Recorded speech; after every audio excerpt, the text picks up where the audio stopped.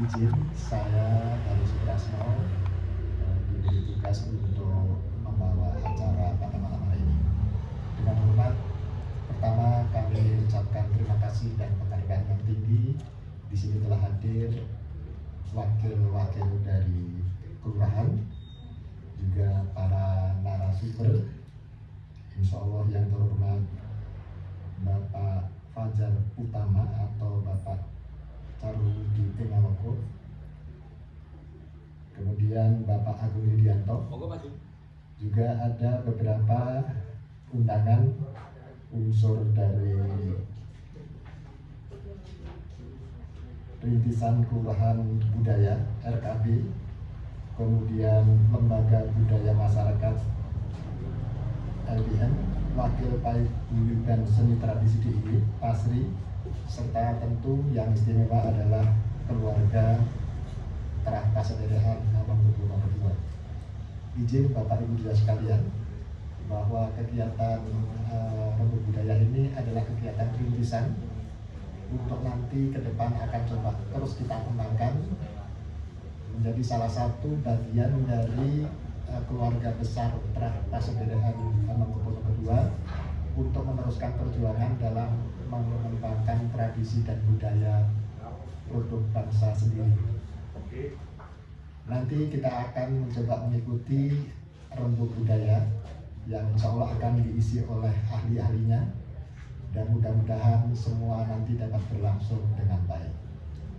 Bapak Ibu Saudara sekalian yang terhormat, marilah kita buka dengan bersama-sama menundukkan kepala sejenak untuk memohon kepada Tuhan Yang Maha Esa, kiranya Tuhan selalu memberikan rahmat barokah kepada kita semua, teristimewa kepada mendiang Hamengkubuwono II beserta keturunannya yang hari ini berniat mengadakan acara budaya. Berdoa mulai.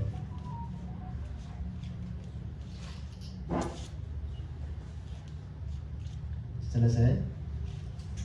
Kemudian marilah kita mengikuti bersama-sama dengan menyanyikan lagu kebangsaan Indonesia Raya. Kepada Ibu dipersilakan.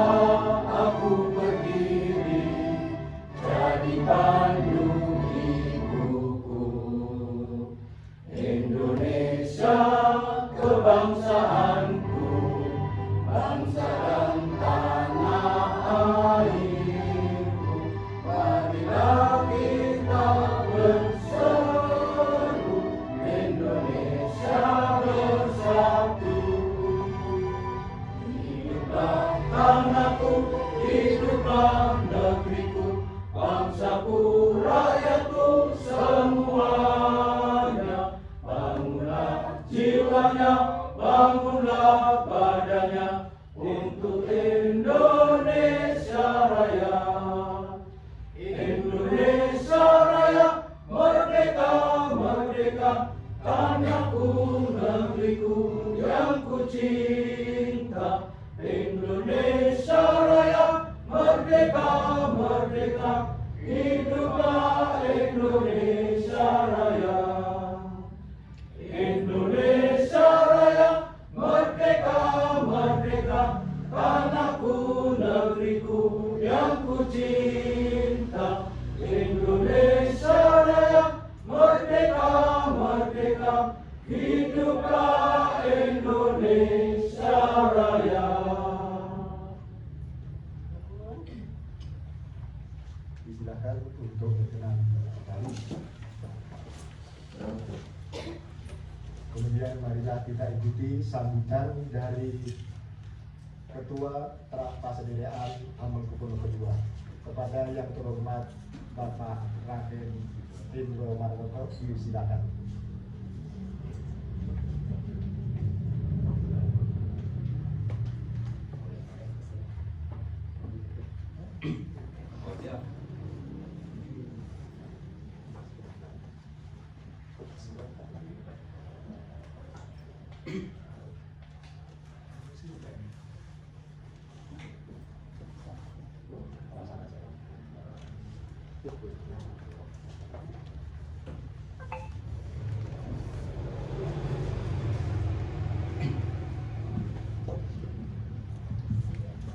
Assalamualaikum warahmatullahi wabarakatuh. Salam sejahtera kagem kita sedaya. Salam kebajikan. Om Swastiastu, Namo Buddhaya. Salam budaya. Lestari budaya.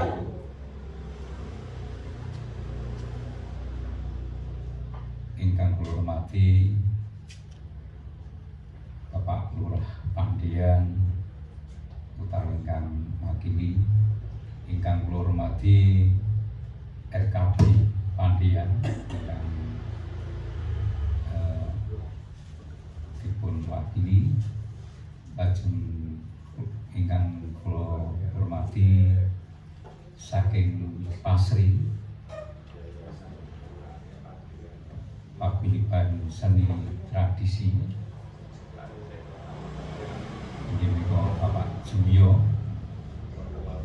lajeng para kakang sedaya ingkang kula tresnani, langkung wonten ngasanipun para bini sesepuh Pasederekan Trah Hamengkubuwono ingkang kaping kalih. Sadèrèngipun kula matur monggo muja puji syukur wonten ngarsanipun Gusti ingkang Maha Agung. Ing titi wanci dalu menika Gusti Yudaningrat ingkang nembe nandhang sakit, kula suwun wonten ngarsanipun para sedherek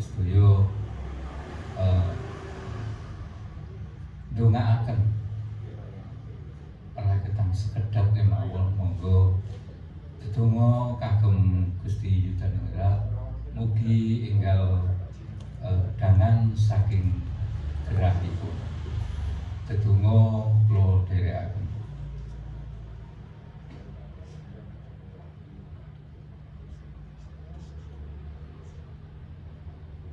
Matur nuwun. Wonten ngarsa panjenengan sami sedaya kula wonten ing mriki matur inggih menika Pasederekan Trah Hamengkubuwono kalih ingkang sampun kirang langkung 6 tahun menika kegiatan-kegiatanipun menika nggih kagem masyarakat. King menapa kagem masyarakat? Dados Sultan nek boten wonten kawulanipun nggih boten wonten ingkang anyengkuya. Kawula nek boten wonten rajanipun nggih boten badhe sae. Mila Trah Pasederekan menika ngrangkul dumateng para kakang sedaya mliginipun wonten ing masyarakat wonten ing Ngayogyakarta menika. lan umumipun dhateng masyarakat ing Nusantara. Kaping-kalihipun pasederekan titiwanci dalu menika ngawontenaken rembag budaya sampun trep kalian cita-citanipun saking pasederekan Trah Hamengkubuwana kalih inggih menika nguri-uri budaya Jawi, nguri-uri ketauladanan Eyang Sultan Hamengkubuwana. Ingkang menika kegiatan-kegiatan saking pasederekan tentu boten nyimpang saking budaya-budaya ingkang adiluhur. Nggih, kula badhe matur kata-kata kok kirang pantes awit sampun radi dalu menika keparenga kula punggel semanten rumiyin sanes wekdal kula saged matur malih. Akhirul salam. Wassalamualaikum warahmatullahi wabarakatuh. Matur nuwun. Wekdal kula kunduraken. Demikian Bapak Ibu Saudara sekalian, sambutan dari Ketua Trah Pasederekan Hamengkubuwana II. Selanjutnya akan kita ikuti rembug budaya, dan izinkan sebelum itu saya membacakan beberapa hal sebagai berikut. Sri Sultan Hamengkubuwana II dicatat dalam sejarah sebagai seorang penegak dan pembela tradisi, tahta, dan kekuasaan di Nusantara, khususnya negeri Yogyakarta. Sebagaimana Sri Sultan Hamengkubuwana I, ia juga meninggalkan karya-karya monumental, mulai dari membentuk korps satuan keprajuritan yang dilengkapi dengan perlengkapan dan persenjataan lebih baik, hingga membangun benteng. Di bidang sastra, ia mewariskan karya-karya heroik yang berbau pertahanan dan militer, seperti Babad Nitik Ngayuja dan Babad Mangkubumi. Dua karya babad ini menceritakan perjuangan berdirinya Keraton Yogyakarta. Juga karya sastra yang terdiri dan bersifat fiksi, di antaranya Serat Baron Sekendar dan Serat Surya Raja. Yang terakhir merupakan karya pustaka yang dijadikan pusaka bagi Keraton Yogyakarta.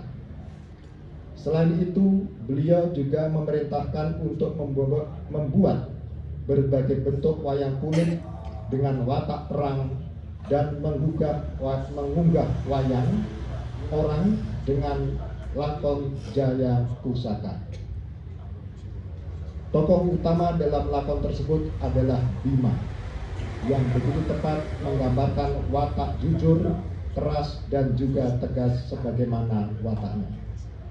Dalam cerita pewayangan itu digambarkan bahwa tokoh Bima selalu membawa keris sebagai senjata, sekaligus menggambarkan makna simbolis jiwa kesatria dan patriot bangsa. Dan sementara itu, sebagai upaya untuk meneruskan perjuangan dan melestarikan tradisi dari mendiang Sri Sultan Hamengkubuwana II, hari ini Trah Pasederekan Hamengkubuwana II menyelenggarakan kegiatan rembug budaya. Selanjutnya, dengan hormat kami undang Bapak Carwudi Engalonggo atau Bapak Fajar Utama untuk berkenan duduk di kursi di depan sebagai narasumber pertama. Kami undang juga dengan hormat Bapak Agung Yudianto untuk duduk berkenan menjadi narasumber kedua. Disampaikan dengan hormat bahwa Bapak Fajar Utama adalah Ketua Sekretariat Nasional Perkerisan Indonesia Koordinator Wilayah Yogyakarta. Adapun Bapak Agung Yudianto adalah praktisi perkerisan di Yogyakarta. Dan untuk memandu acara ini kami undang dengan hormat Bapak Suyadi sebagai moderator. Disilakan.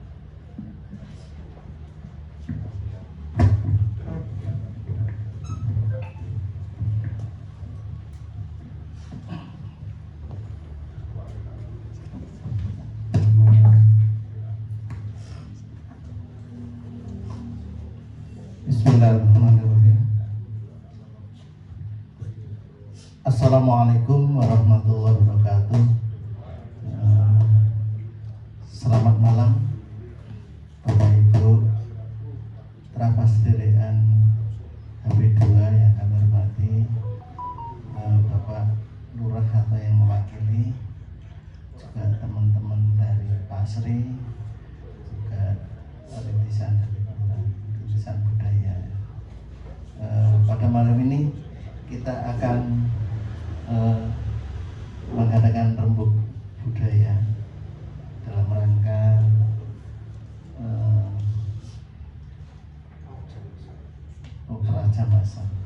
Jamasan pada Lentra HB2.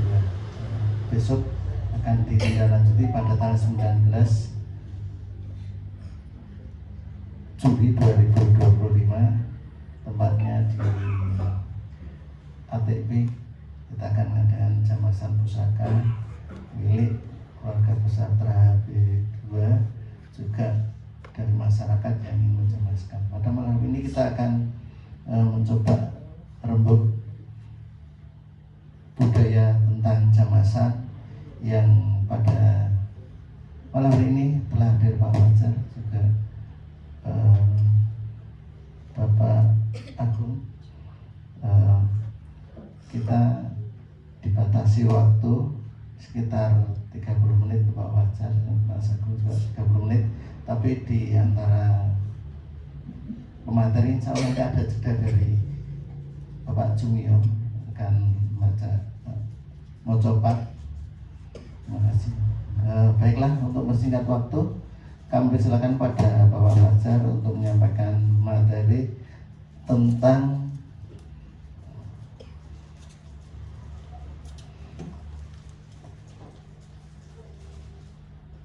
kedudukan keris dalam budaya Jawa.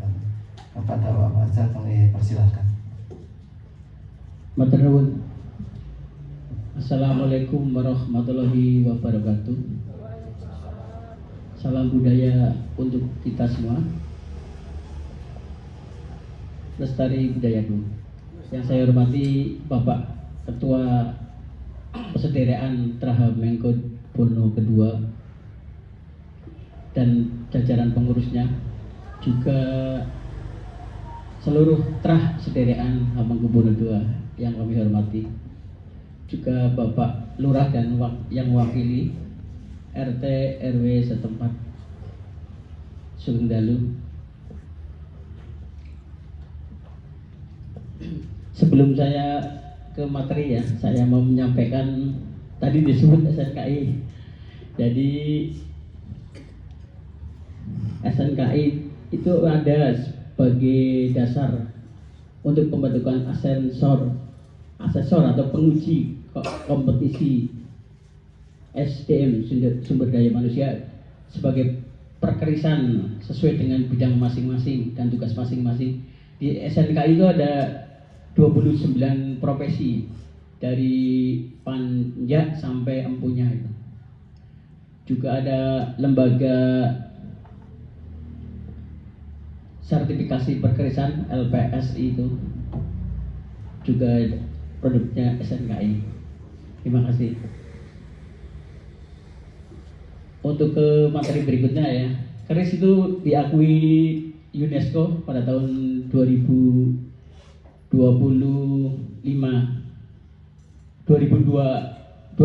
ya, 25 November 2025 sebagai warisan budaya benda tak benda. Dan sejak itu kita ada pengembangan, pemeliharaan dan pemerhati keris. Untuk keris sebagai sebuah kebanggaan bagi untuk pelestarian budaya kita.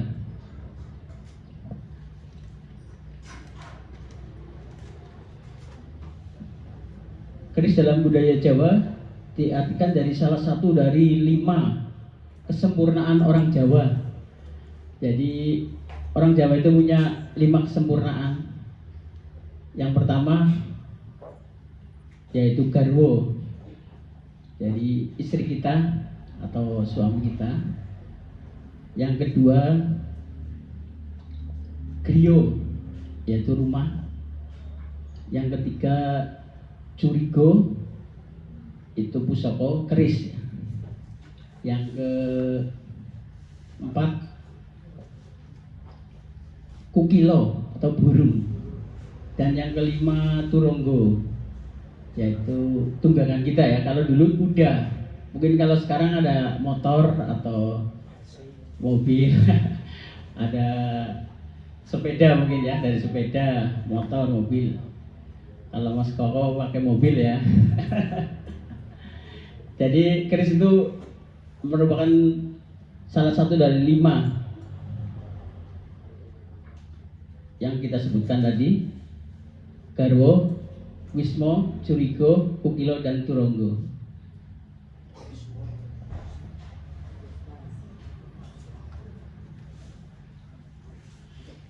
Keris dulu disebut pesi aji, ya, pesi aji. Dibuat oleh empu dengan proses yang lama. Bahan baku yang digunakan juga pilihan ya, dari besi khusus. Kalau dari besi yang biasa digunakan ya kurosami, itu sering digunakan. Keris juga terdiri dari beberapa ya pamor dan juga bentuk keris. Dapur keris. Dapur keris itu ada beberapa ya. Jadi kita bisa membacanya dari bentuk lurus atau lajer, ada rician-riciannya. Begitu juga dengan look. Look yang lazim itu ada 13 ya, 3 sampai 13. Look 3 yaitu sebut jangkung, jinangkung. Look 5 lazimnya biasanya pendowo, dan cinarito, ada pendowo lare. Look 7 balebang. Look 9 ada sempono, juga panimbal bisa. Look 11 itu sabu hinten, pendowo, maaf, dan ada sinarito.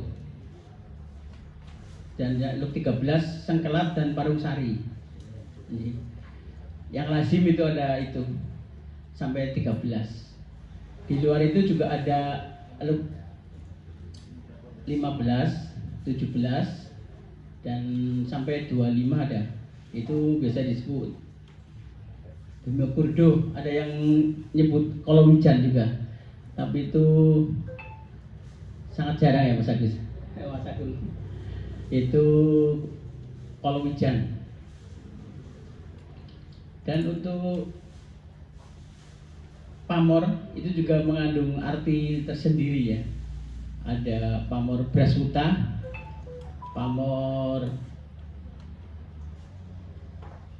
perdaringan kebak, kulit semongko. Itu biasanya diperuntukkan untuk pedagang ya, karena untuk rezeki biasanya. Hujan mas itu biasa digunakan untuk kemakmuran. Ada wengkon untuk perlindungan. Dan juga selain dari pamor ada bentuk, ada nogososro, singo barong, itu untuk pemimpin ya, biasanya untuk kewibawaan ya. Itu makna-makna yang tersirat. Keris juga dulu sebagai status sosial, yaitu semuanya dari seorang pangeran mesti kerisnya bagus ya. Pendoknya kemalo merah dengan seloroknya emas, iya, terus dejer gading, mendak emas, terus punya seorang pangeran. Apalagi raja mestinya lebih bagus lagi. Dan ada di bawahnya sentono, ya seperti kita Mas Anton, Mas Suryo, Mas Hendra itu Sentono ya. Itu juga punya tingkatan sendiri, juga ada pengusaha dan sekarang ya saudagar juga kerisnya bagus dan sampai ke rakyat biasa, jadi menunjukkan identitas sebagai status sosial keris. Kalau untuk sekarang mungkin masih relevan nggak ya? Kalau seperti Gus Ido, Gus Prabu itu kerisnya bagus-bagus Pak ya. Kita di bawahnya kan pasti gitu. Jadi ternyata sekarang juga masih relevan ya, untuk di kedudukan kita di perkerisan itu. Keris adalah suatu seni tempah logam yang sangat mengandung filosofi tinggi.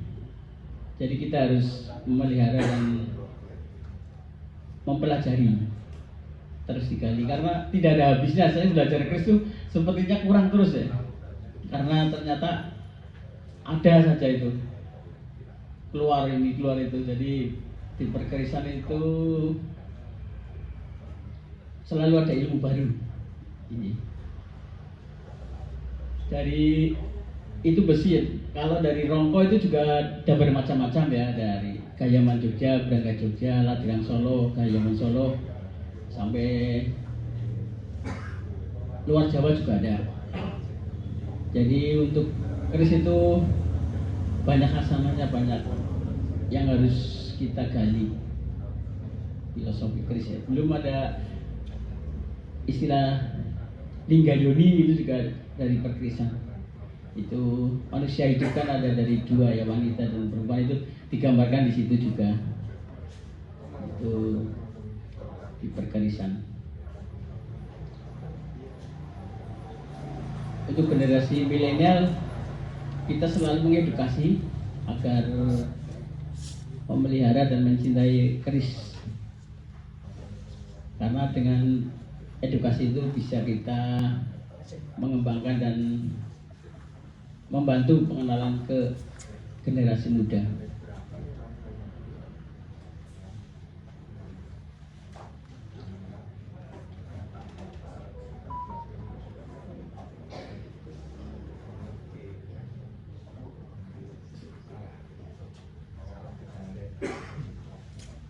Keris juga digunakan sebagai pelengkap, ada acara-acara tertentu ya saat ini, seperti acara pernikahan. Biasanya para pria itu menggunakan keris. Itu sebenarnya ada tata caranya ya, yaitu dari cara pemakaian dan lain-lain. Mungkin nanti Mas Heru bisa ini ya, praktekkan. Karena itu ada caranya sebenarnya memakai keris itu. Sekarang ada di Paingan juga ada ya, Paingan, terus Kartinian itu juga ada keris digunakan di sana. Jadi itu makna keris dalam budaya Jawa sangat dalam. Kiranya itu dulu, nanti Mas Agung Yudianto, kebetulan dia juga sebenarnya HP2 Mas Heru ya, beliau dari HP2, jadi ini semua HP2. Ya, itu dulu dari saya, kurang lebihnya mohon maaf dan selamat malam. Assalamualaikum warahmatullahi wabarakatuh. Waalaikumsalam warahmatullahi wabarakatuh. Untuk jeda materi yang kedua, kita dengarkan dulu mocopat yang akan disampaikan oleh Ki Siswa Bronto dari Padepokan Bromono Wilasito. Pada Pak Jurkam, silakan. Sebelum kita lanjutkan, kita kedatangan tamu dari Jepang ini yang di belakang. Moga silakan ke depan aja, Pak Cung diajak di depan, duduk depan saja. Sini silakan. Ini dari Jepang kita tuh. Kita dari Jepang, alhamdulillah. Ya, nanti bisa kenalan sama saudara kita.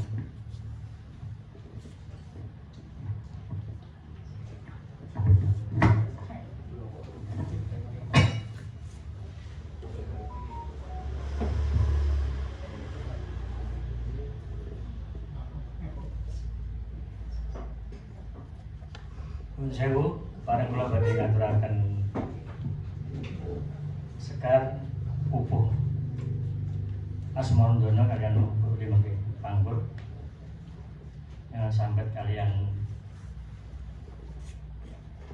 yosukenipun keris tumrap wong Jawa ingkang keris minangka ageman.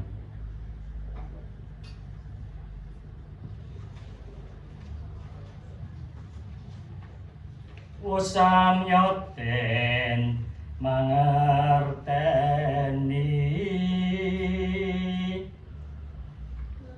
keris anja yang bawono kasurge budayane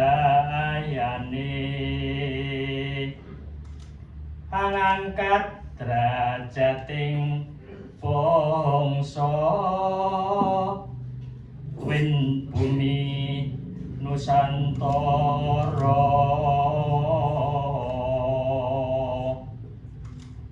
diwelingi para luhur wajib lamun ten estokno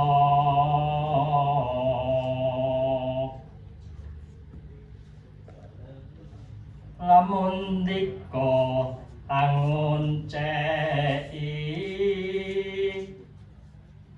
keris minangka ageman nutuke kapribadene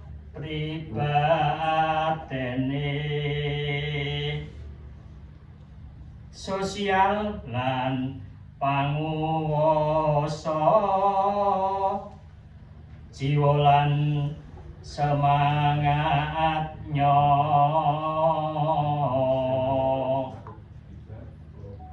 tameng ponco boyo iku tumus mring jiwanggan nira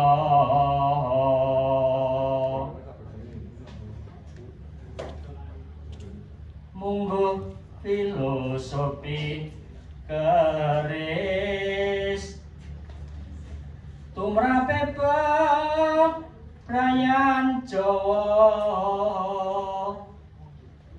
sabta warna sejatine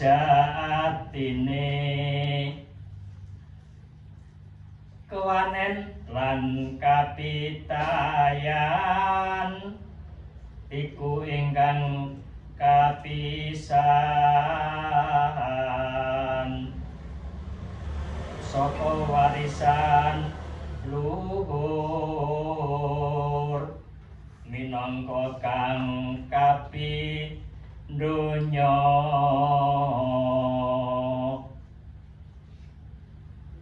wondene ingkang kaping 3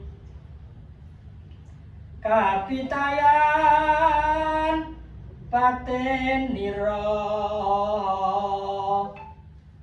gedhe pangaribawane tumrap lampah gesangira ala becik waspada siang ratri tansah bidung ojo kongsi sira lena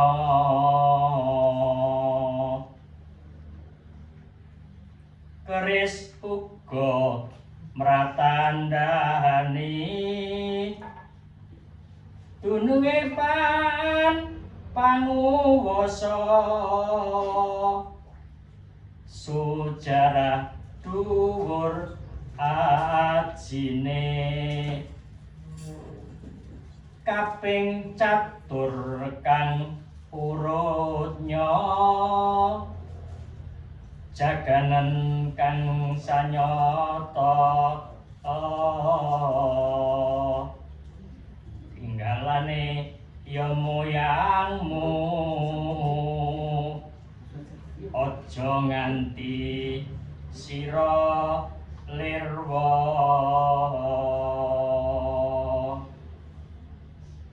Ingkang kaping ponconeki sumpiyantu angganira mure katekan larase waing becik tuwin ala aja kongsi tanpa padha dayani kang dilaimu iki kang dadi kebengan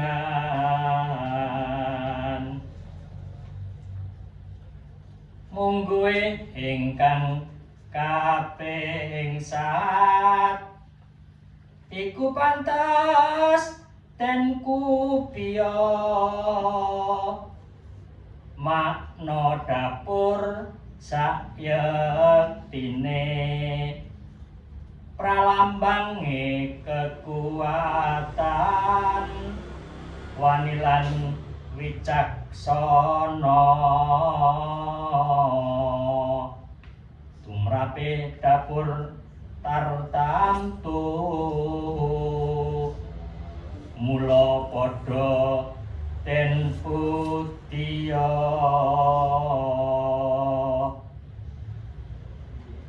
wontene ingkang mungkasi kaping 1 aranya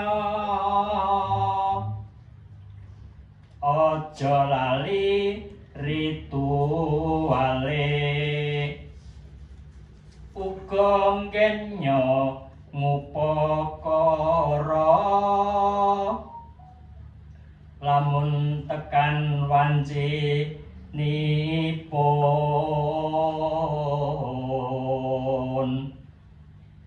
aja lali srana iku wajibe den kulinakno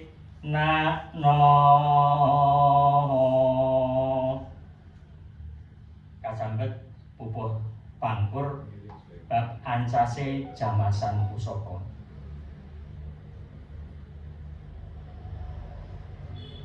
Mungguh ancase jamasan angresiki regreget lair lan batin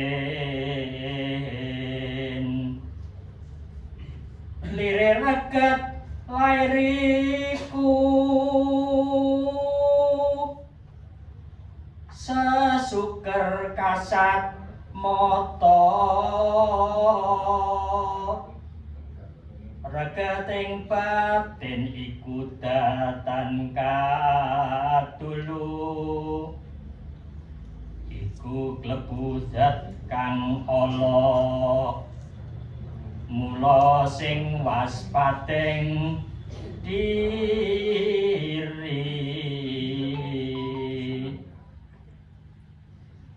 jamasan ke dadi srana baline kapitayan lan kang sekti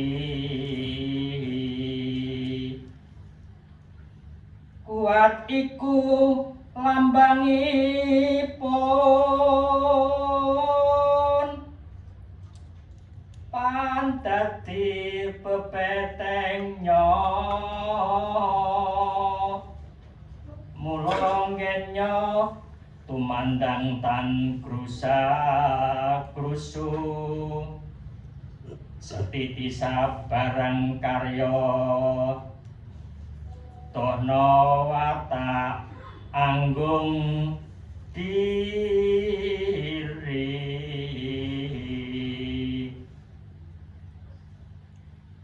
hormat marang leluhurnya pusaka tilarane moyang yakti bekti ring pepunden panluhuring budaya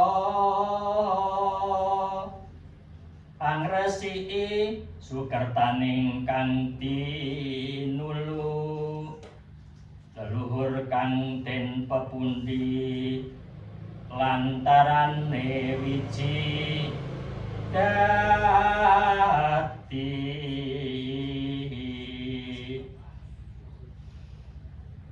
lamun aja katindakno dadi srana larasing ala becik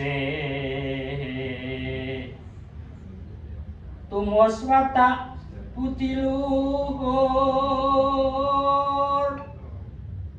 nyawiji badan nira lamun lirwa nindake pakarti iku musiji wangganira sawaping alapu niki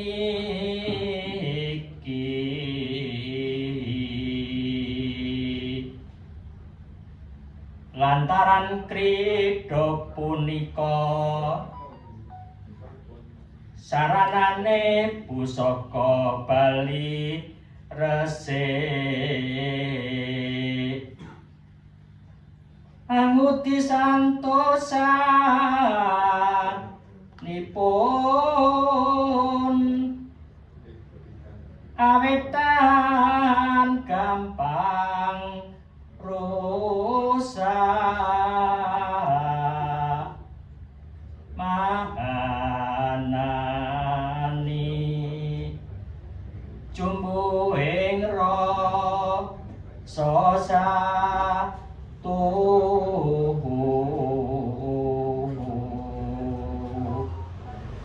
junjung ajining budaya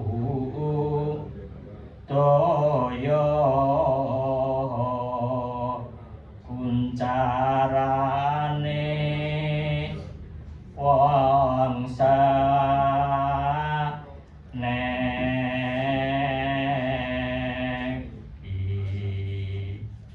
matur nuwun Padepokan Brahmara Wirasita Setu Kliwon kalih welas Juli kalih wis lampun iki sesuk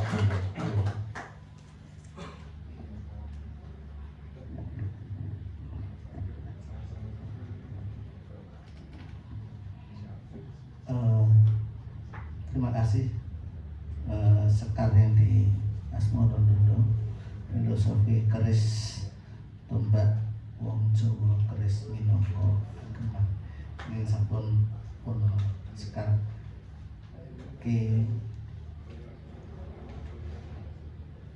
siswa beruntung. Untuk selanjutnya pemateri yang kedua yang akan disampaikan oleh Bapak Agung. Pada Bapak Agung kami silakan, waktunya maksimal 30 menit. Terima kasih atas waktu yang diberikan pada saya. Assalamualaikum warahmatullahi wabarakatuh. Salam sejahtera bagi kita semua. Salam budaya. Lestari budaya. Untuk menyingkat waktu, kita mencoba mengupas apa makna kegiatan Jamasan Pusaka sebagai upaya pelestarian tradisi.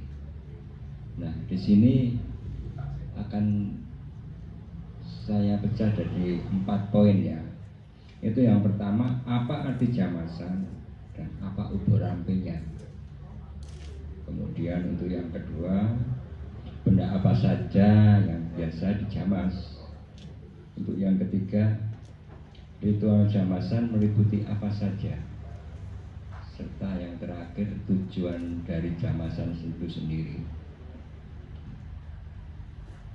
Mungkin coba kita ulas satu persatu ya. Arti Jamasan atau siraman yang mungkin dalam bahasa Indonesia itu memandikan. Dalam artian di sini kita mau memandikan pusaka, baik yang berupa keris, tombak atau pedang, kemudian bisa juga nanti wujudnya yang kereta atau apa. Nah, untuk persiapan jamasan itu kita juga persiapan fisiknya seperti ubur rampenya itu yang pertama itu seperti jajanan pasar, kemudian untuk tumpeng, kemudian ingkung, jagu lanang, terus ada lagi itu pisang seperti pisang sanggan, terus seperti ujuan, kopi pahit. Itu persiapan yang harus kita persiapkan. Kemudian dalam tahapan prosesi jamasan itu ada beberapa poin, seperti yang pertama itu susilaning lolos duo, kemudian yang kedua mute, untuk ketiga mewarangi, yang keempat itu ngeprok. Itu bisa kita ulas satu persatu ya. Susilaning lolos duwong itu bagaimana kita menghormati pusaka tinggalan leluhur yang kita, bagaimana kita menghormati cara melolosnya, kenapa harus di atas kepala. Itu bukan nggak ada maknanya ya, itu dari sisi kesehatan itu memang ada, karena mungkin ada yang alergi, karena ketika kita melolos keris, ketika di bawah hidung mungkin ada uap dari arsenik, ketika terhirup itu mungkin kalau yang alergi biasanya langsung pusing atau liar, makanya ketika diangkat di atas itu biar nanti udaranya itu larinya ke atas, tidak langsung terhirup kita. Kemudian untuk yang kedua mutih, bagaimana tuh caranya kita merawat keris, mutih keris yang mau kita jamasi. Apa yang harus kita persiapkan? Pertama-tama itu memang kita harus mempersiapkan jeruk nipis yang kita peras, itu kemudian sama sabun colek apa itu ya. Kemudian yang biasanya itu kita air bersih pakai ember, kemudian kasih kembang setaman. Nah, untuk proses mutih itu tujuannya itu untuk menghilangkan karat dan menghilangkan sisa-sisa minyak yang tersisa di pori-pori serta kotoran-kotoran itu. Karena proses mutih itu kelihatannya simpel, tinggal nyuci ya pakai sikat, kemudian sabun. Tapi ketika dalam proses mutih duwong yang mau kita jamasi itu, kalau memang kurang bersih dan masih ada kadar minyaknya, ya otomatis nanti kalau kita celup di warangan itu, dia itu warangan itu tidak mau bersatu, nggak nempel. Jadi memang harus benar-benar bersih, benar-benar putih, dengan keyakinan kita bahwa pusaka ini memang benar-benar dalam proses pemutihan itu memang harus benar-benar bersih. Karena yang paling berbahaya itu di sela-sela bilas sama gonjo. Kebanyakan di sela-sela itu banyak minyak yang mengendap di situ. Kalau mungkin waktunya agak lama, itu bisa kita pertolongan dengan kita rendam dulu pakai air kelapa, baru pas proses jamasan kita putih, itu akan cepat lagi. Nah, kemudian untuk yang ketiga, dalam mewarangi, dalam proses mewarangi itu memang ada dua versi. Untuk yang lazim biasa dipakai teman-teman itu yang model direndam di celup itu yang biasa teman-teman pakai. Tapi memang ada yang lebih tradisional lagi, yang masih tradisional. Kebetulan eyang putri dulu itu juga tukang mewarangi.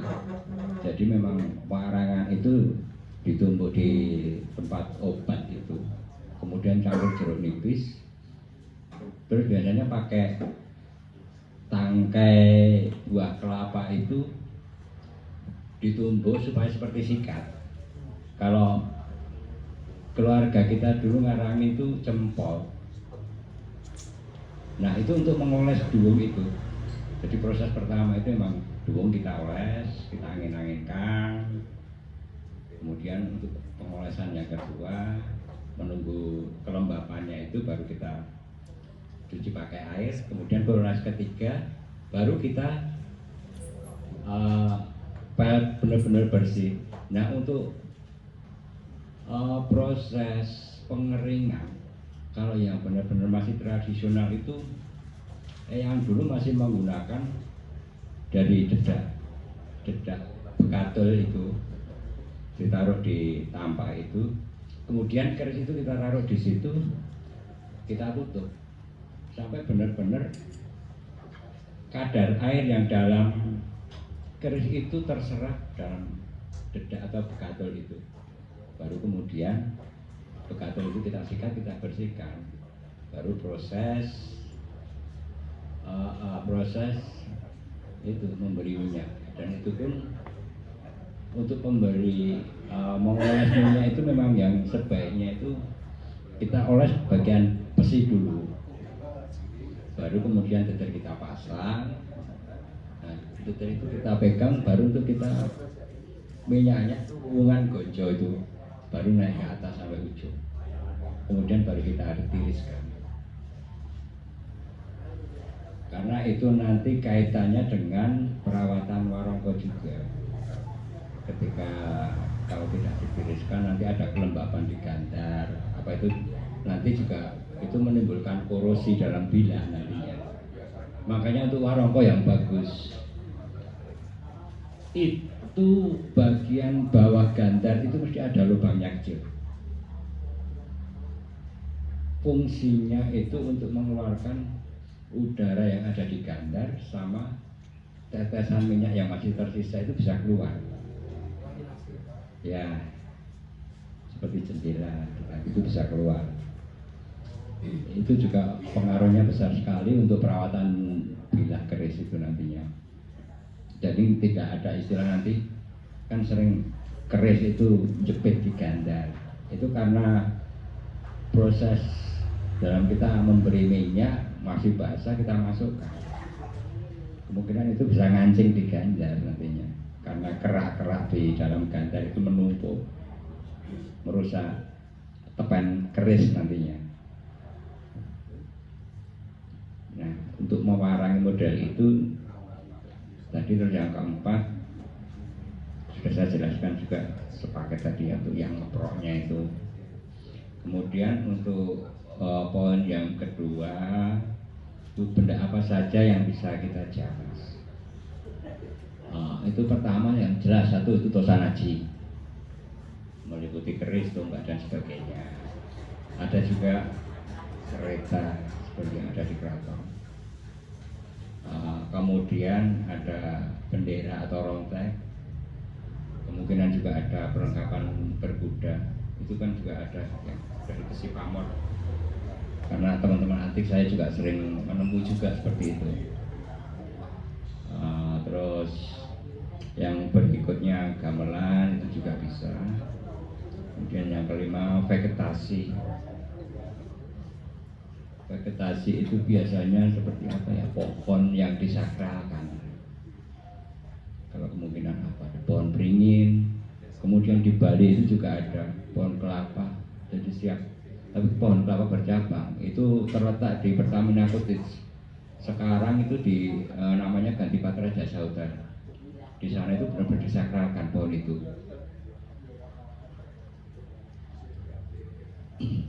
Kemudian ada serat atau sejenis kitab yang terbuat dari rontal. Kebetulan kemarin pas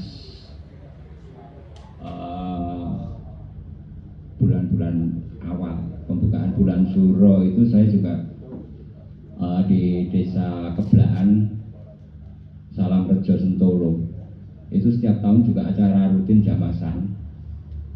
Nah untuk jamasan seperti seperti daun rontal itu memang berbeda sekali dengan ketika kita menjamasi keris. Ketika kita menjamasi daun rontal itu yang kita persiapkan itu menggunakan jadah. Dan pembuatan jadah itu pun dibikin dua, yang satu jadah tawar, yang satu jadah dikasih garam, yang ada rasanya. Yang ada rasanya itu kita bagikan nanti untuk saudara-saudara kita yang ada di situ. Kemudian yang untuk jadah tawar itu untuk ngepel itu daun rontalnya itu ditutul-tutul gitu. Tujuannya agar supaya debu yang ada itu lengket di jadah itu. Itu kalau yang untuk daun rontal. Dan kemudian setelah dipakai jadah itu baru kita oles pakai minyak zafaron sama dicampur kasturi, minyak kasturi. Dan itu di Salam Rejo itu sudah acara rutin dan sudah dibiayai oleh dinas itu. Walaupun dulu sempat daun rontal itu mau ditarik sama dinas kebudayaan untuk museum, tapi dari pihak terakhir itu gondeli karena itu dulu juga paringan dari Habib ke-7.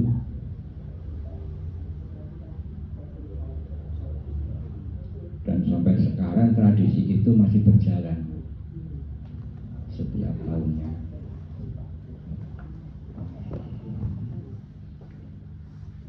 Nah, untuk poin yang ketiga, apa ritual apa saja dalam jamasan. Untuk yang poin A bisa kita prosesi pembersihan pusaka. Biasanya itu kalau di Jogja itu ketika ada hari Selasa Kliwon itu pasti jatuhnya itu. Tapi kalau Selasa Kliwonnya pas bulan Suruh nggak ada, biasanya Jumat Kliwon. Walaupun nanti di rumah dinas Bantul tanggal berapa 25 kita ya, itu juga kita diundang untuk berpartisipasi juga dalam jamasan itu. Cuman di hari biasa, walaupun kita percaya semua hari itu baik, tinggal niatan kita untuk melakukan itu.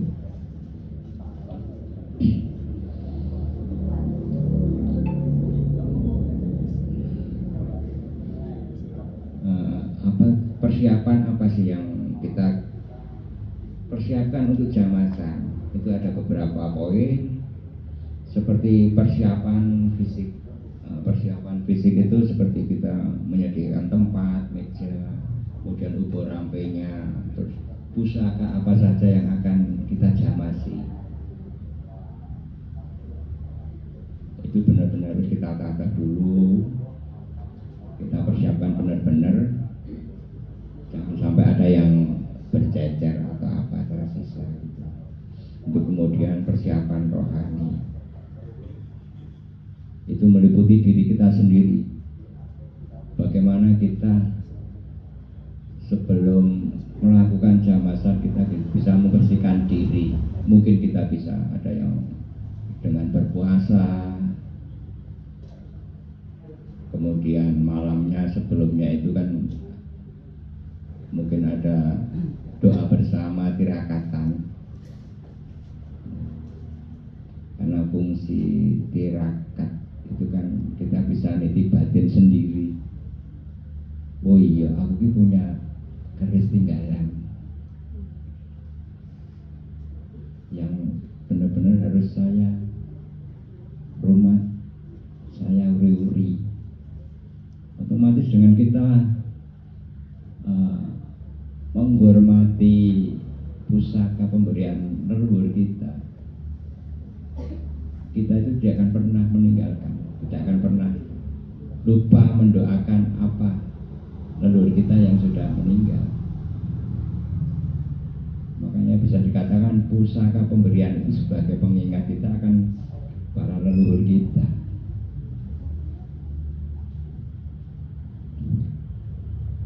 Selain itu juga rangkaian jamasan itu seperti yang saya aturkan tadi, doa bersama, kemudian tirakatan. Terus yang keempat, tujuan jamasan itu selain menghormati dan merawat pusaka. Karena tujuan jamasan itu kan kita bisa mengetahui, dalam merawat pusaka itu kita bisa mengetahui secara dini apabila minimal dalam 1 tahun kita pegang pusaka itu bisa mengantisipasi, kok pusakaku karatnya bertambah ya. Nah, karena memang idealnya itu kalau kita bisa seminggu atau 2 minggu, sebulan sekali kita menyai keris, itu dengan tujuan mengantisipasi bahwa ketika ada karat yang sudah tertanam di pori-pori itu bisa diketahui secara dini. Karena memang kebanggaan kita itu ketika kita punya pusaka dalam keadaan utuh, sepuh.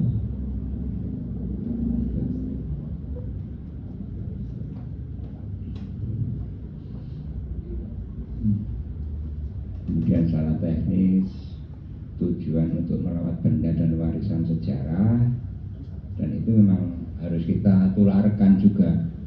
Alangkah baiknya ketika kita mengadakan jamasan, mungkin putra kita atau cucu kita, saudara kita yang masih muda-muda itu bisa kita tampilkan, kita ikut sertakan. Dengan tujuan apa? Agar supaya nanti budaya kita jamasan yang setiap tahun kita uri-uri itu ada generasi penerusnya.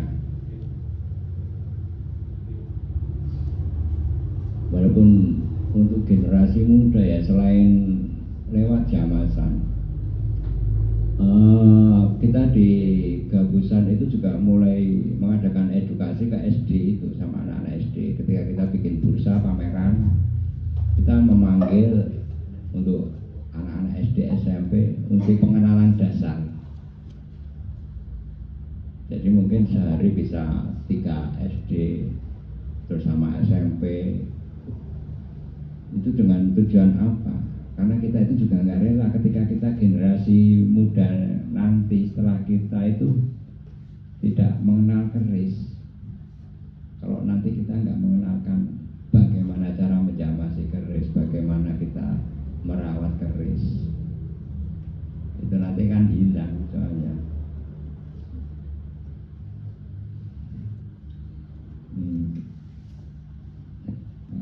Kemudian untuk yang terakhir,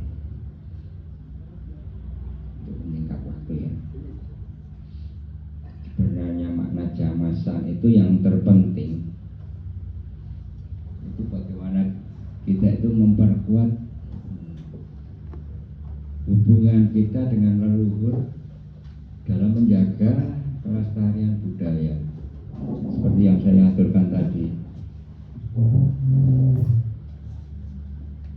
Ketika kita menjamasi pusaka, otomatis kita selalu ingat dengan apa yang diberikan oleh eyang kita ataupun orang tua kita, bahwa kita diberi tanggung jawab yang berat. Jujur, untuk merawat sebuah pusaka itu sebenarnya tanggung jawab yang berat, karena itu memang amanah dari leluhur kita. Ketika kita dipasrai untuk merawat pusaka dan kita mengabaikan, untuk setiap tahunnya tidak kita jamasi, otomatis kita nggak akan pernah mengingat sama apa yang telah ditinggalkan oleh leluhur kita, oleh eyang-eyang kita. Tetapi ketika kita minimal setahun sekali kita menjamasi, otomatis kita juga akan melantunkan doa-doa kita untuk para leluhur kita. Mungkin sekian dulu dari saya karena batasan waktu. Dan kalau dibakar nanti panjang banget ini. Oke, terima kasih, matur nuwun. Terima kasih Mas Agung dan Mas Fajar. Kita berikan aplaus dulu untuk Pak Fajar. Sebelum ada benar pertanyaan, ada peragaan pemakaian keris yang akan dipandu oleh Mas Heru bersama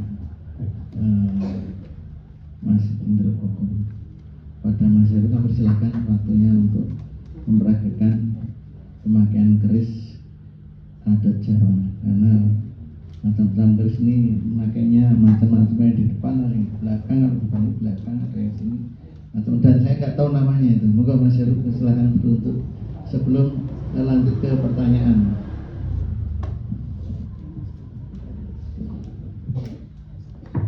Terima kasih atas waktu yang diberikan kepada saya. Kami undang ini untuk generasi muda, Hairil Mangkusuma Dewantara dan juga Mas Koko. Nah, setelah kita mendengarkan dari narasumber, ternyata filosofi keris ini banyak sekali. Bahkan dalam pemakaian pun bisa dibeda-bedakan melalui jabatan, pangkat, kedudukan, dan sebagainya. Maka dari itu kami akan membacakan beberapa pemakaian keris yang nanti akan dipraktekkan. Bisa ambil salah satu keris sama si Koko. Tidak apa ya, salah satu aja nih. Monggo silakan. Nah, yang pertama adalah pemakaian keris dengan sebutan lapang pinipit nih, lapang pinipit.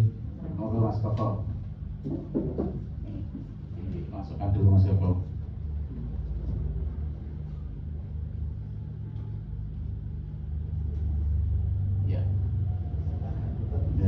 Seputar deh, lapang pinipit sebut mukleng biasanya deh. Ini biasanya untuk acara resmi, pernikahan, dan acara-acara adat dan sebagainya. Ini yang pertama. Ini bisa ganti lagi dengan unjuk gilo atau kureben. Ini yang atau yang dulu kan ngewal dulu, boleh ngewal, monggo ngewal kayak gini, ada gambarnya ini kebetulan Mas Koko. Ngewal di garisnya di dalam staken. Nah, demikian tuh.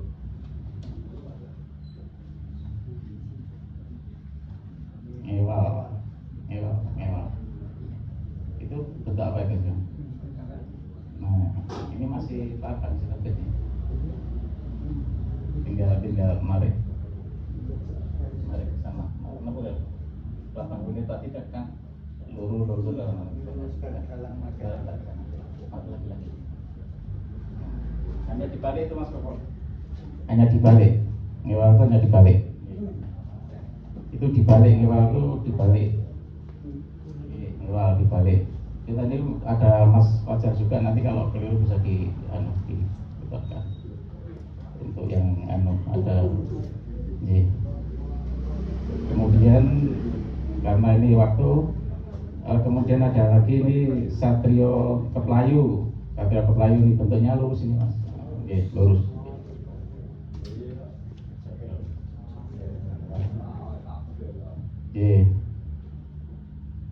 Ini yang untuk melakukan aktivitas ya, aktivitas itu pakai seperti ini supaya tidak mengganggu yang lainnya.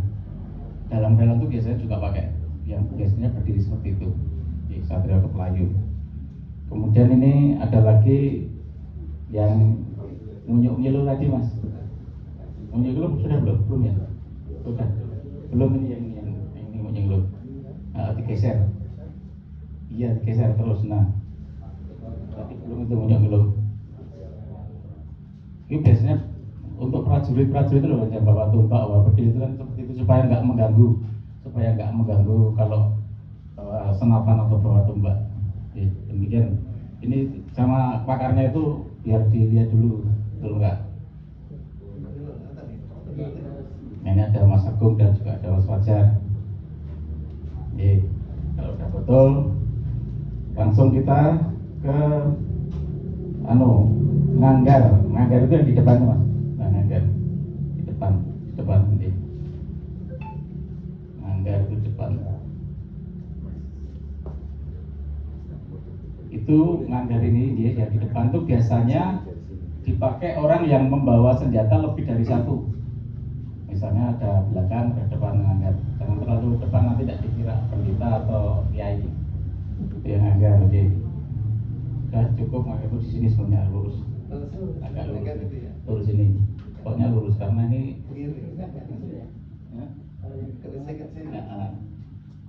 Kayak sini, ya, mereka. Nanti ini yang untuk pendeta atau nanti yang untuk kiai itu di tengah, yang pinggir aja. Nah, itu kurang pinggir lagi nggak apa-apa lah, nanti kami jelaskan. Depannya ya kerisnya, badannya kecil ya. Nah, yang nganggar sudah. Sekarang yang nyunte ya, nyunte itu yang di pinggir mas, di pinggir nyunte dulu ya, yang di pinggir itu yang di kanan dulu itu nyunte.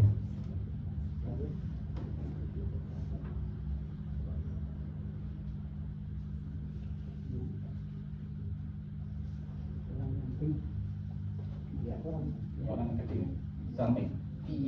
Nah di sampingnya situ. Ya. Ya itu nyonte. Orang nyonte ya, nyonte.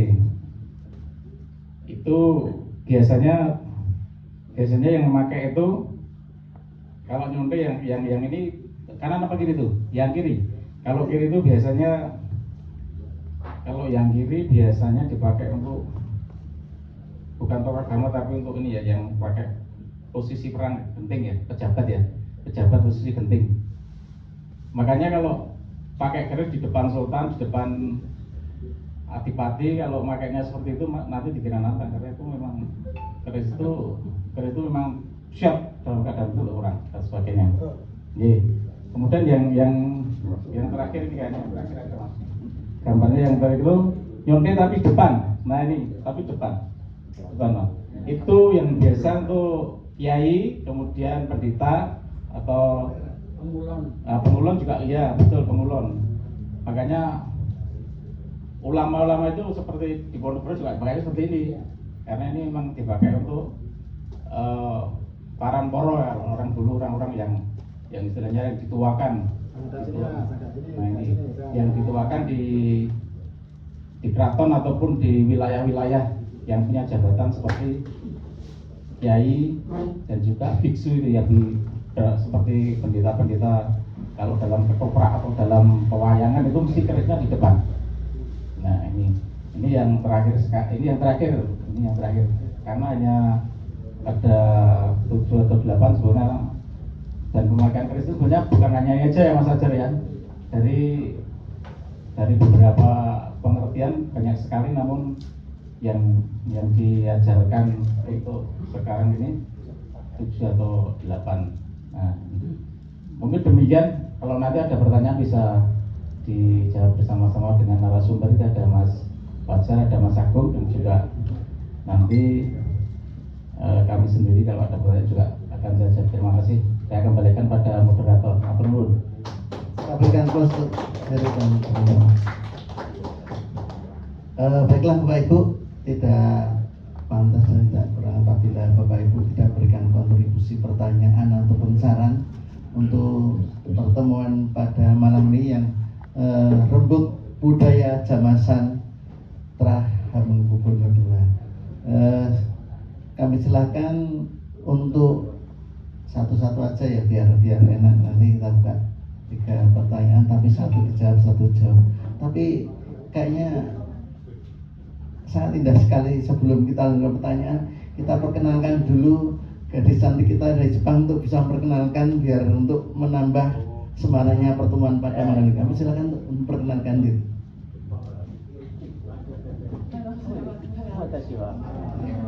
Nama saya Saki Maeda. Saya dari Jepang dan sekarang saya ambil S3 di Jepang dan sekarang saya bertukaran di UGM. Jurusan saya antropologi dan sekarang saya mau melakukan penelitian tentang kejawen. Jadi hari ini saya sangat senang dengan belajar banyak belajar tentang keris atau Jamasan. Ya, terima kasih.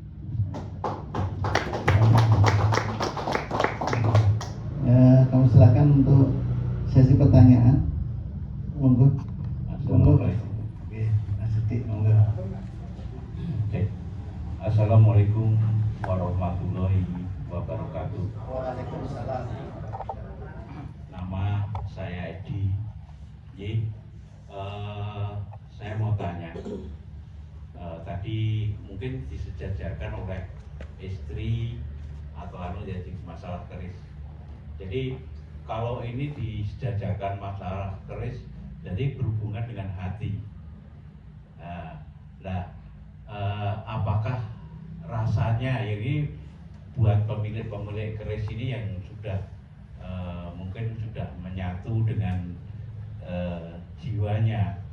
Nah ini apa secara filosofinya, apa ini bisa membersihkan hati untuk kita sama-sama, kalau ini dinamakan Pakarti yang adiluhung, berarti ini bisa ikut serta mendukung kita berhubungan dengan pencipta. Nah, apa sampai di sini kalau pengertian saya semacam itu, dan saya masalah keris masih kurang mendalam ya. Jadi kalau saya selalu tujuan dan filosofi untuk kehidupan pribadi saya. Mungkin pertanyaan saya seperti itu. Terima kasih. Assalamualaikum warahmatullahi wabarakatuh. Waalaikumsalam warahmatullahi wabarakatuh. Saya kira lebih enak langsung dijawab saja, nanti langsung 3 ya. Ibu, moga Mas Fajar, karena terkait dengan keris dengan istri sebagai pemahaman. Oke, matur nuwun dengan Pak Adi. Pak Adi, maaf. Keris yang kita tadi saya jabarkan untuk disejajarkan dengan istri ya. Itu sebenarnya filosofi ya. Karena orang Jawa itu kalau belum sempurna, kalau belum memiliki 5 itu ya tadi yang saya sebutkan, Garwo, Wismo, Turonggo, Kukilo, dan Juwigo. Juwigo itu keris nih. Jadi kalau keris itu mempunyai beberapa filosofi yang mendalam, sangat mendalam. Semua pelajaran kehidupan ada di dalam keris itu semua. Ada dari kehidupan sampai bahkan kematian pun ada filosofi di dalam keris itu. Jadi bisa seperti istri, sangat bisa bahkan lebih sayang dari keris kalau kolektor biasanya. Tiap hari ngisi keris ya. Kayak Romanur itu tiap hari ya Mak. Jadi sebagai filosofi gitu Pak, itu sebagai orang Jawa itu masuk dalam 5 yang kami sebutkan tadi. Kiranya itu saja dan terima kasih. Mungkin ada tambahan dari Ya mungkin itu hanya seperti apa ya, orang Jawa itu penuh sanepan. Nah, bagaimana kita menyayangi pusaka kita itu seperti menyayangi istri kita sendiri. Nah, dan mengenai itu doa itu ya, ketika kita nguri-uri keris, merawat keris, otomatis kita mengingat dengan leluhur kita. Dengan memanjatkan doa-doa leluhur kita, kan kita juga berdoa meminta kepada Sang Pangeran juga. Dan mungkin hubungannya kan seperti itu kira-kira di keris itu. Mungkin sekian dulu tambahan dari saya. Mungkin ada yang masih bertanya. Ayo silakan Ibu Mega. Beliau. Assalamualaikum warahmatullahi wabarakatuh. Sewu, Pulau Bambang, anggota dan pemerhati keris, sangat keris memang. Yang pertama, matur nuwun apresiasi kepada panitia yang telah merajut kembali, mengangkat kembali keris, baik itu secara budaya maupun secara sejarahnya. Saya pribadi mengucapkan terima kasih. Tidak banyak yang mengangkat tentang keris. Banyak sekarang berkembang di masyarakat, keris ini menjadi komoditas, baik itu komoditas spiritual maupun komoditas ekonomi. Nah, kami generasi muda, teman-teman yang di generasi akhir ini, terutama Gen Z, itu sudah tidak paham lagi tentang apa itu keris. Pemahamannya keris boleh simbah, keris sesuatu yang sangat mistis, keris yang mungkin nilainya itu nilai urusannya monstruo. Nah, ada beberapa yang kami temui, ada generasi muda yang mulai mempelajari tentang keris, baik itu dasar, jelegere keris, pamor dapur dan sebagainya, termasuk warongkonya. Ya, yang saya tanyakan adalah bagaimana kami generasi muda bisa memahami keris itu klasifikasinya seperti apa, baik itu keris yang bernilai sejarah atau keris yang bernilai ada nilai esoteriknya, atau keris yang memang keris souvenir. Karena banyak yang berkembang sekarang, ada industri keris baru yang kalau kita tidak paham itu 0,000 bedanya dengan keris pusaka. Nah, ini mungkin bapak-bapak mulai bisa menyampaikan keris sing pakem itu yang seperti apa, keris souvenir itu yang seperti apa, yang harus kita jaga itu apanya.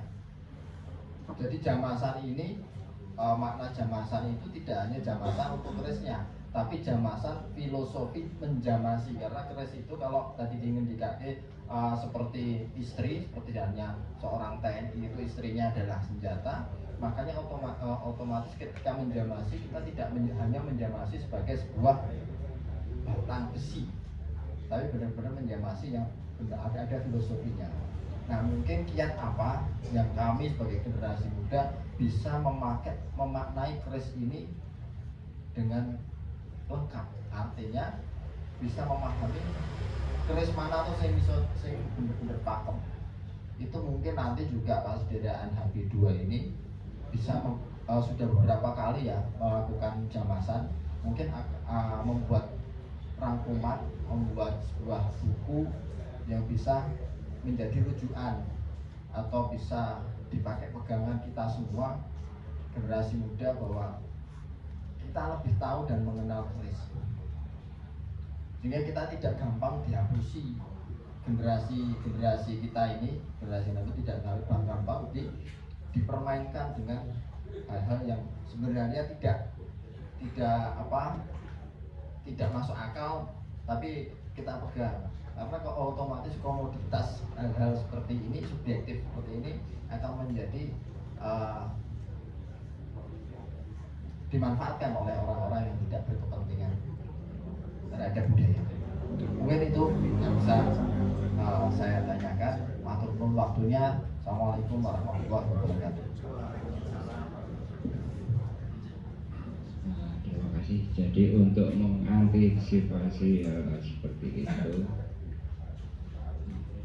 kita mencari untuk belajar keris itu mencari guru yang benar, yang benar-benar mau menunjukkan apa adanya, bukan pada sniper. Ketika kita belajar pada orang yang salah,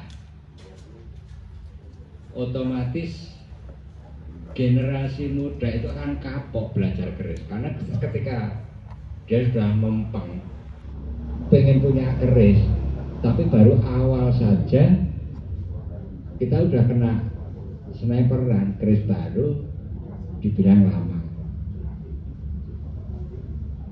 Makanya alangkah lebih penting ketika generasi muda itu mau bergabung mungkin dengan paguyuban keris, karena di situ banyak sekali teman-teman yang dengan rela hati mengedukasi bagaimana memberi pelajaran apa keris yang pakem itu seperti apa, keris yang tua itu seperti apa, keris baru itu cirinya seperti apa. Karena setiap pertemuan itu hal seperti itu mesti dibabar.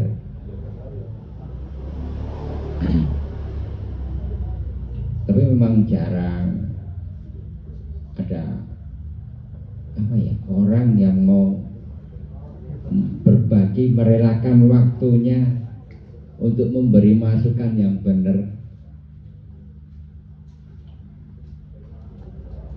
Karena banyak sekali teman-teman, ya itu tidak bisa dipungkiri di dunia perkerisan. Ketika kita membeli keris baru, terus kita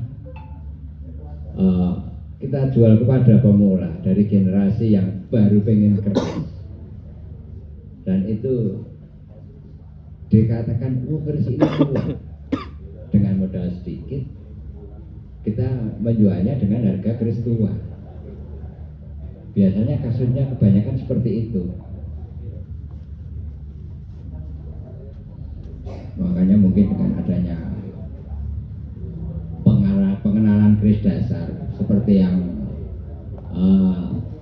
kita awali di sentra Tosan Aji Gabusan itu sudah mulai kita perkenalkan dari jenjang SD sama SMP, dan itu kita kerjasama juga dengan Dinas Kebudayaan. Jadi setiap sekolah itu ada undangan resmi dari Dinas Kebudayaan untuk selalu mengikuti proses pameran atau edukasi dasar keris di Gabusan.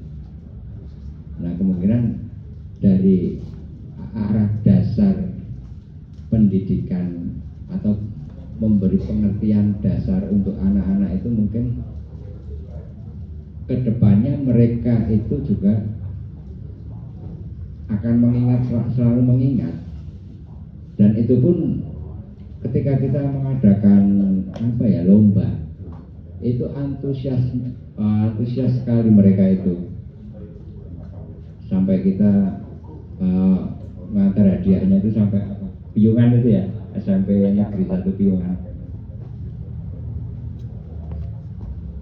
Nah, itu dengan pancingan seperti itu, otomatis teman adik-adik kita itu mulai mengorek apa itu keris. Dari pendidikan dasar, dari warongkonya, pengenalan warongko, dedar, oh ini menda, oh ini pendok. Nah, itu selalu kita sampaikan sampai praktek pemasangan keris apa itu juga kita pelajari di sana. Mungkin dari saya sekian, monggo Mas Hatta. Iya, matur nuwun. Seperti yang saya sampaikan di awal itu ya, ada di keris itu ada lembaga sertifikasi profesi. Jadi dengan adanya lembaga itu kita bisa dengan mudah untuk menentukan klasifikasi orang-orang yang ditunjuk sesuai kemampuan masing-masing, seperti kurator itu bisa menerangkan keris dan lain-lain, sebagai panja, empu dan lain-lain. Jadi untuk klasifikasinya memang ada keris baru, lawas dan sejarah juga ya. Dengan mengikuti asesor itu kita bisa tahu persis pakem-pakem keris gitu. Jadi yang awal saya sampaikan itu mungkin dari setiap paguyuban atau dari THB juga nanti kita bisa mengikut sertakan pas acara pelatihan untuk asesor. Jadi kita bisa memiliki ahli-ahli yang sudah diakui bersertifikat. Karena dengan asesor ini ke luar negeri pun yang ditanyakan itu sertifikasinya.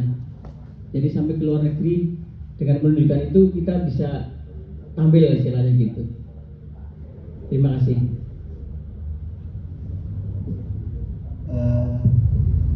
Masih satu lagi ada yang itu ya monggo. masih Yang mana Pak? masih terus aja. Mas, beliau? Mas Indra Gata. Oh, Mas Indra. Monggo. Oh, ini sudah ahlinya, tanya apa lagi nih? Apa yang disampaikan oleh Mas Fajar Utama, Mas Agung, Pak Jumio, dan apa yang kami tadi peragakan itu, saya boleh keyakinan bahwa UNESCO itu mengakui sebuah keris itu sebagai intangible, bukan warisan budaya tak benda, bukan warisan benda seperti Borobudur atau Candi Prambanan, karena yang dihargai oleh UNESCO itu filosofi yang ada di dalam keris, apa pamornya, dapurnya, mungkin dapur dan pamor mungkin ada ratusan lebih Mas. Terus ada filosofi warongko, manjing curiga, segala itu yang dihargai oleh UNESCO. Padahal kalau dihargai sebagai warisan benda itu mungkin samurai atau gelotin yang buat mengeksekusi Raja Louis XVI di Prancis itu bisa dihargai, tapi di samurai dan gelotin itu tidak dihargai sama UNESCO sebagai intangible. Gitu. Pertanyaan saya itu, jadi ya saya punya keyakinan bahwa UNESCO sendiri itu mempunyai keyakinan bahwa sebuah keris itu punya tuah. Apakah tuahnya dari dapurnya itu, dari pamornya itu, mungkin kalau yang kematikan mungkin ya filosofinya aja ya. Kalau mungkin yang sepuh-sepuh itu, kalau saya sangat percaya bahwa itu punya kekuatan gaya lingkungan. Pertanyaan saya Mas Fajar dari Mas Agung, apakah sebuah keris itu kalau tidak dijamas dalam waktu 1 tahun atau 2 tahun itu bisa hilang tuah atau Mas Fajar mungkin yang sering menemui keris-keris itu ya, oh ini energinya udah hilang, nah mungkin ada karatannya itu kan semua. Kalau saya kan nggak bisa ya nayu, kalau melihat aku itu nggak bisa. Kalau Mas Fajar kan udah ribuan keris ya yang dipegang itu setiap bulan kan sudah di pameran.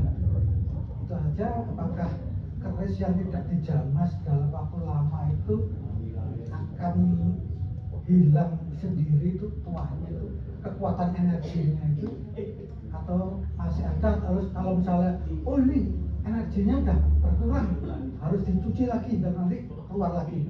Itu aja Mas Agung dan Mas Fajar. Matur nuwun Mas Kapoe. Ini sebenarnya Mas Kapoe udah bisa sendiri sebenarnya. Karena sudah ahli ya. Iya, kalau keris itu kan ada estetika dan esoteri ya. Yang di UNESCO memang yang diakui sebagai warisan budaya tak benda. Berarti kan istilahnya kalau di sini esoteri, kodam lah gitu ya. Yang diakui itu malah. Iya.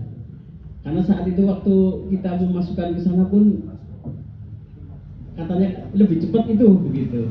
Kayak sumbu filosofi kan itu juga masuk kan. Karena ya kodam ya istilahnya itu. Esoteri.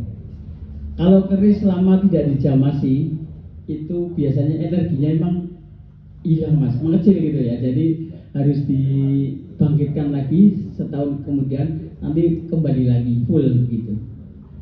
Dari situ saya gitu Mas. Karena Mas kamu udah tahu ini sebenarnya. Matur nuwun. Mungkin saya menambah sedikit ya. Memang banyak sekali kasus karena memang basic saya itu dari pengrajin, baik nanti itu di warungkonya atau di bilahnya. Sering sekali saya menemukan teman atau ada tamu membawa keris yang benar-benar udah karatnya full, dan yang selalu ditanyakan seperti itu. Ya mungkin jawaban saya juga simpel, Pak, durung menika oke sampun dipun jamasi dipun resiki dimulyakaken malih menika iyonipun energinipun meka wangsul malih. Walaupun terkadang ada pertentangan batin juga ketika ini keris karatan, tapi kok potongannya bagus. Nah, yang bergejolak itu jiwa dagangnya biasanya. Nah, wah ini tak bayari bagi kokai ya, tak ijali keris anyar ya. Tapi dalam pikiran itu kadang kita hilangkan, karena memang tujuan kita itu benar-benar mau mengajarkan apa yang seharusnya mereka terima.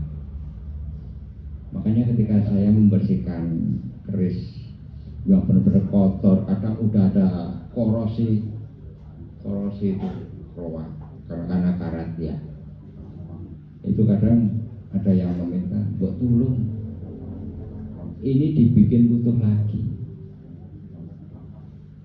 dan di situ juga ada pertentangan lagi.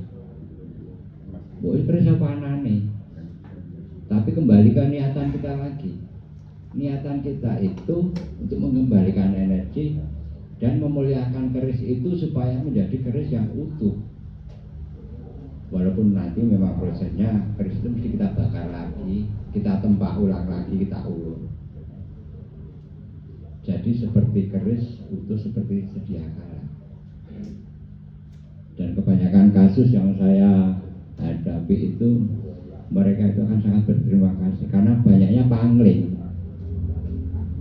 Dulu kerisnya karatan, udah keruak-keruak, sekarang utuh dan pamonnya keluar bagus. Nah, kalau pangling jadi bagus itu nggak masalah ya, kita senang. Nah tapi kalau jadi pangling ya malah ini keris utuh. Nah kadang itu yang repot seperti itu.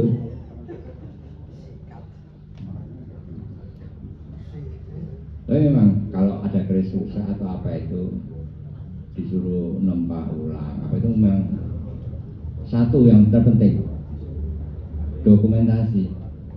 Awal sebelum saya kerjakan itu mesti saya foto keris itu apa adanya. Kemudian setelah jadi juga saya foto, baru saya kirim ke Pak, Mas, duwungipun kamu dados. Jadi di akhir ketika kita serah terima lagi dengan pusaka yang sudah utuh, sudah diwarangi, sudah dimuliakan, itu tidak ada pertentangan di belakang. Mungkin sekian dari saya. Ya, Bapak Ibu yang berbahagia, tentunya masih banyak sekali yang menanyakan tentang perkerisan ini. Tadi sampaikan ini sekaligus closing statement bahwa kenapa sih keris kok sampai punya istri ya? Karena dipacai. Keris itu biasa saja, di dalamnya penuh makna yang indah, filosofi yang indah. Ketika ini cocok dengannya, kita bahan rongkong itu kita beli sampai harganya mahal, sampai kainnya aja misalkan pakai kayu gaharu atau kayu punglen, itu yang saya boleh tak buka ya. Ini mesti kerisnya bagus ini sebagai contoh ya. Ya, sewu. Ya. Ini ketika kayunya ini pilih yang kayu punglen, ininya saja 5 juta. Karena apa? Karena cinta non sewu ya. Boleh kita los ya. Ini kita los tadi harus ke atas gini. Maka saya selalu kalau los ini saya mesti ning Bandung, mesti pakai rasa lolosnya. Nah ini kita banyak seperti ini. Nah, ini ini pamannya sangat bagus. Dan ini karena saking cintanya dengan bilah yang di dalam cocok dengan kita. ini mesti dipacak dengan rongko susun. Nah, rongko ini dipilih dengan kayu yang biasa, ada kayu baharu, ada kayu punglen, dan nilainya sangat mahal. Ini satu keris ini kayunya aja bisa sampai 10 juta, 15 juta kayunya saja. Belum cincinnya ini. Kalau yang sangat cinta sekali dikasih emas, ada intennya. Tambah cinta lagi, dipandiwilis namanya ya, dikasih emas, ditata emas, sehingga nilainya semakin tinggi lagi. Satu keris ini emasnya bisa 10 gram, 15 gram. Coba kalau kita hitung 15 gram berapa juta harganya. Makanya keris bisa harganya sampai 10 juta sekarang. Iya, sampai ratusan juta seperti itu. Nah, ketika Bapak Ibu memiliki istri, nanti kasih wangi-wangian. Ini juga kasih wangi-wangian, wangiannya yang mahal juga. Yang nanti yang Mas. Seperti itu pakai emas atau Pak Mas? Nah, ini tadi sampaikan Mas Fajar bahwa keris itu ya kita pacak seperti hanya istri ya. Ini kasih rongko yang nilainya sampai 15 juta, kemudian dikasih emas, dikasih inten satu gramnya berapa, apalagi ya dikasih berlian dan sebagainya. Gitu tadi dipandiwilis dari sini sampai atas kasih emas, nilainya bisa 1 miliar satu keris ini karena saking cintanya. Awalnya kerisnya biasa, tapi ketika mulai kita senangi dengan rasa yang bagus, makanya jangan kita rawat, nilainya akan semakin bertambah ketika kita berpusat bersama nanti dengan makna keris ini. Nah, ini semoga malam ini bisa memberikan filosofi pada teman-teman yang pecinta keris, terutama Mas Heri punya kerisnya banyak, tapi orang dipacak-pacak ya. Ini semoga yang punya keris mulai merawat kerisnya, dibikin indah, dipandiwilis, ya seperti istri ya. Nanti dikasih apa namanya ini, saya kurang paham ya. Itu deter ya. Deter ya, yang kecil ini. Mendanya ini misalnya kasih emas, terus kayak berlian mubeng kan. Jadi saya ketika ini dipakai gini, Mas. Nah ini ketika dipakai seperti ini, di belakang kena sinar berliannya kemerlap, wah sangat tidak, dan nilainya selisih larang. Ini menunjukkan bahwa kita sangat mencintai keris seperti hanya istri. Ibarat rumah, dikatakan rumah, ya rumahnya dicat CAP, dikai sing papan sing apik dan sebagainya. Ini filosofinya. Nah, semoga closing statement pada malam ini kita coba cintai keris, cintai budaya leluhur, terutama kita mengingat Hamengkubuwono II sebagai yang buyut kita yang telah mengirim pada kita semua, sehingga kita masih menjadi adiluhur mencintai keris tinggallah warisan leluhur. Mengaten Mas Fajar, Mas Agung, kita closing statement pada malam ini, cintailah keris, cintailah budaya leluhur kita. Selanjutnya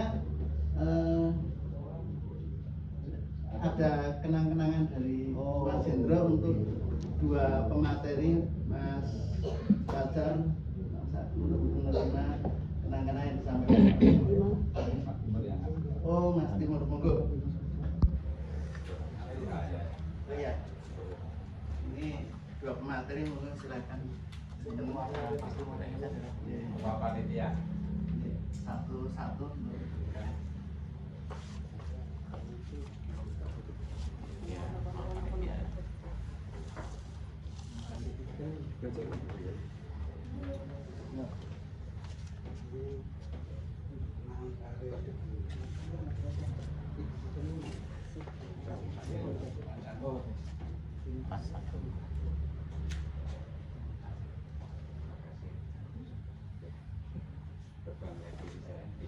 Terima kasih. Dari Kelurahan Pak. Kita berikan plus untuk 2 pemateri. Untuk selanjutnya kenang-kenangan yang kedua adalah dari kelurahan, karena pada malam ini kita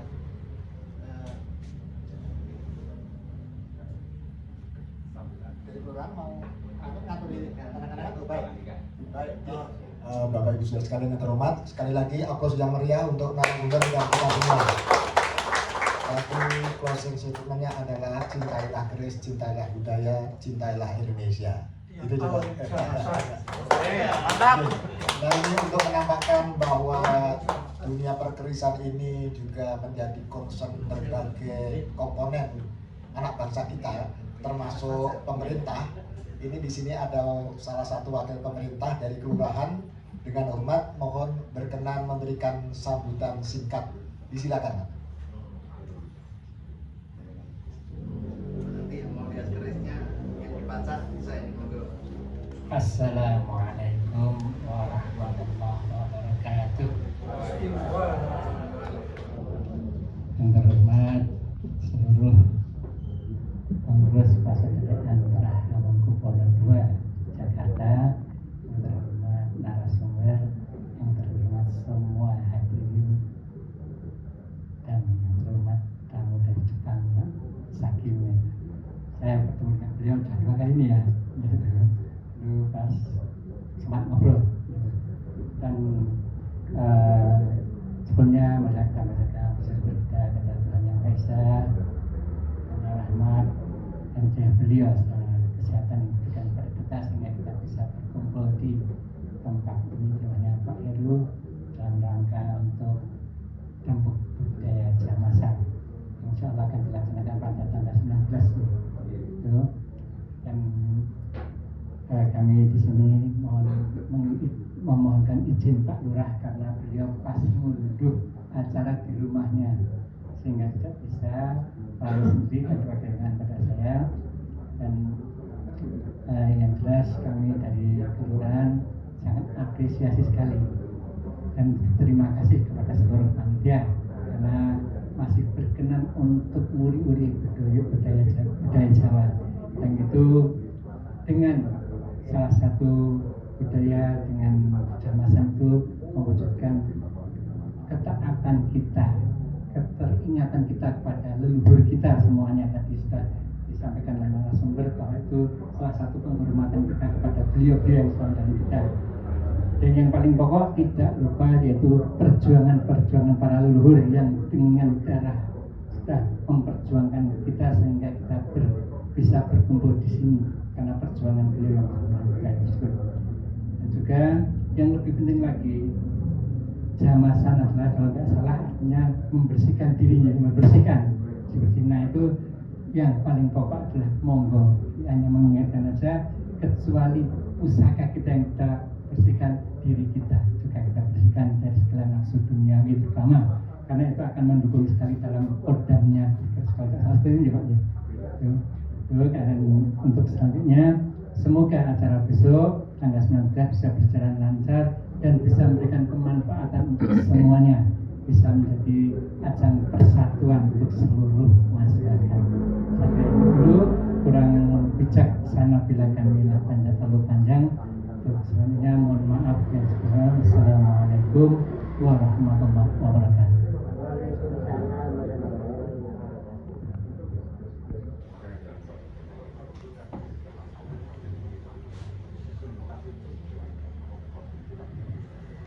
Terima kasih. Selanjutnya disilakan Pak Indro sebagai Ketua Trah Pasderan Hamengkubuwono II berkenan memberikan cindramata kepada wakil pemerintah dalam ini 2 beliau dari kelurahan. Disilakan untuk tampil ke depan.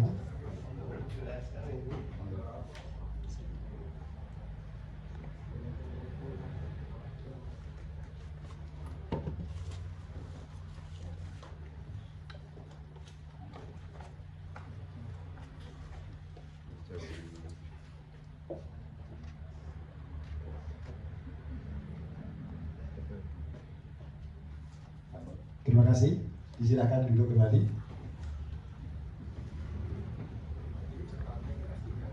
Bapak Ibu Saudara sekalian yang terhormat, tanpa terasa seluruh rangkaian acara telah kita ikuti bersama dan alhamdulillah semua berlangsung dengan baik, produktif serta bermanfaat untuk kita semua. Perkenankan pada penutupan acara ini kami mengaturkan terima kasih dan penghargaan yang tinggi. Pertama kepada wakil pemerintah dalam hari ini dari kelurahan, RT, dan RW. Kemudian kami ucapkan terima kasih dan penghargaan yang tinggi juga kepada wakil dari rintisan kelurahan budaya wakil dari Lembaga Budaya Masyarakat, serta wakil paguyuban seni tradisi DIY.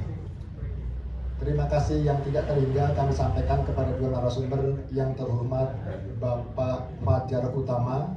Beliau adalah Ketua Sekretariat Nasional Perkerisan Indonesia Koordinator Wilayah Yogyakarta yang beberapa waktu yang lalu dilantik oleh Pak Fadlizon, ya Pak.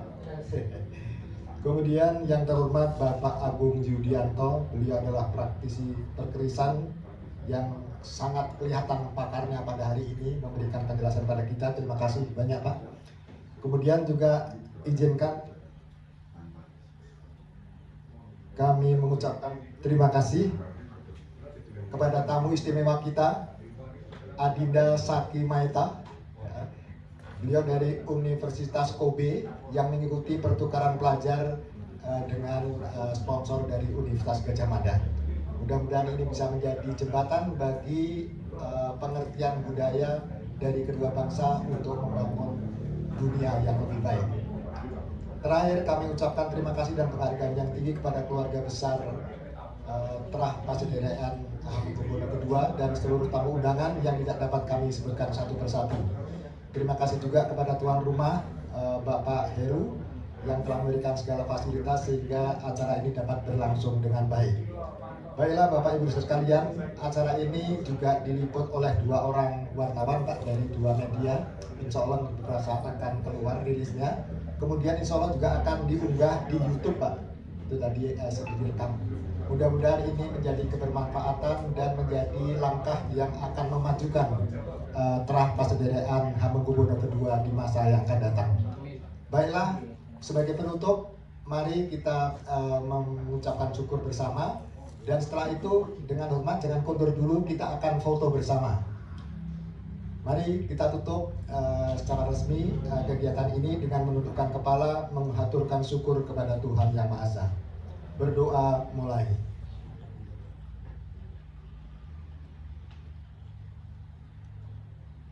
Berdoa cukup. Terima kasih sekali lagi dan marilah kita melaksanakan foto bersama. Sekian, terima kasih. Dan barangkali nanti di luar acara resmi ini beliau berdua masih berkenan untuk ngobrol-ngobrol Pak ya. Tadi sebetulnya ada yang bertanya lagi 3 orang Pak. Karena waktu kita sudah komitmen pada jam 21.30 resminya harus kita akhiri gitu Pak. Oke, terima kasih sekali. Wassalamualaikum warahmatullahi wabarakatuh. Kemudian disilakan para narasumber untuk jumeneng untuk berfoto bersama. Monggo.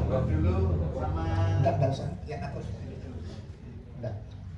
Sekarang yang pertama narasumber dengan Bapak ini ya.